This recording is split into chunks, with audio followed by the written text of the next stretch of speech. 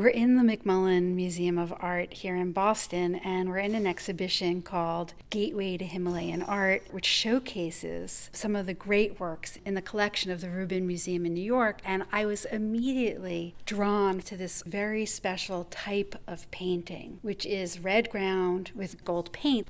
And red ground paintings, or martang, are a special format associated with the Buddha Amitabha and his lotus family, which includes the Bodhisattva Avalokiteshvara and his emanations. First, there's an undercoat of yellow, and then they put gold over it, I think to emphasize the color. If you look very closely, you'll actually find that fine patterns are polished into the surface. In his robes, you'll see floral patterns, and in the cushions that he sits upon, you'll see different textile patterns. So this is a very elegant and subtly ornamented work. And this speaks to the spiritual and political importance of the Fifth Dalai Lama, who lived in the 17th century. So the Dalai Lamas are an important lineage of incarnate lamas, or tulkus. And basically, all Buddhists believe in reincarnation, but the Tibetans harness this to create a system of succession, both religious and political. And it's in the 13th century that the system becomes codified. And in the 17th century, the system of incarnate lamas becomes even more prominent. And the fifth Dalai Lama declares himself an emanation of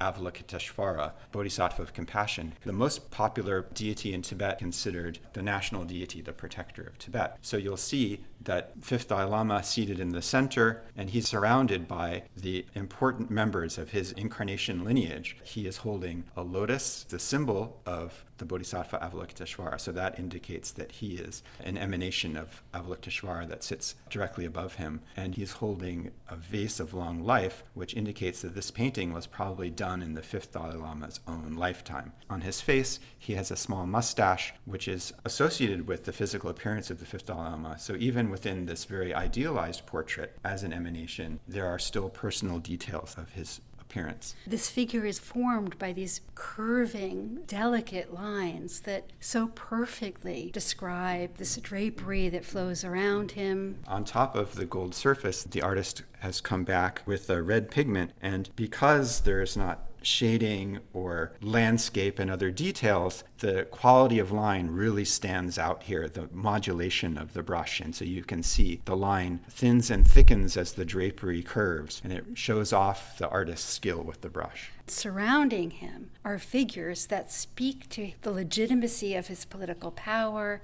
and also his religious authority. To Avalokiteshvara's left, you see the founder of the Tibetan Empire, who is also considered an emanation of Avalokiteshvara, and you can see this indicated by the tiny Buddha head peeking out of his turban. And this is one of the reasons that the selection of Avalokiteshvara was so important, because then it put the fifth Dalai Lama in the direct incarnation lineage of the founder of the Tibetan Empire, and therefore his legitimate successor.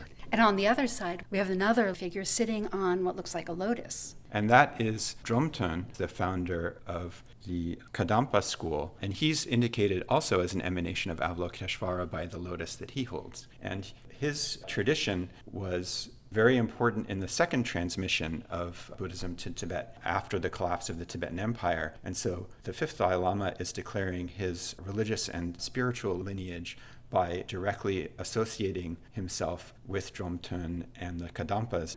And we see more figures with halos. To the left of the fifth Dalai Lama's head, you see the first Dalai Lama. To his right, the second Dalai Lama. And then to the lower left, the third Dalai Lama, who is in fact the first historical figure to be called Dalai Lama, a title bestowed upon him by the Mongol Alsan Khan.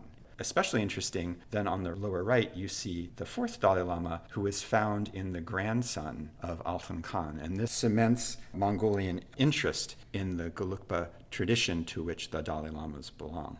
At the bottom center, we see a figure who's surrounded by gems and offerings. And this is the wealth deity Jambala, surrounded by abstract forms of the seven jewels of the universal ruler, which include things like rhinoceros horn, elephant tusks, the round earrings of the queen, the square earrings of the minister, and so on. So this is both a traditional set of offerings, but there is also an association with the concept of the universal ruler, which the fifth Dalai Lama was promoting. Now, the fifth Dalai Lama, we know, was a very learned man. He authored many religious and historical texts and was very interested in promoting an image of himself. So you can see in this iconometric drawing that in his lap, he holds the wheel of the Chakravartin, or the universal ruler, a symbol of political authority. So the fifth Dalai Lama was very cognizant of the power of images and was heavily involved in image production, as well as the codification of knowledge more broadly. So the fifth Dalai Lama wrote a history of Tibet just 1 year after he comes to power. In this, he depicts the Tibetan Empire as a golden age where the series of religious kings are actually bodhisattvas incarnate who convert Tibet to Buddhism, and he positions himself as the reincarnation of one of those religious kings.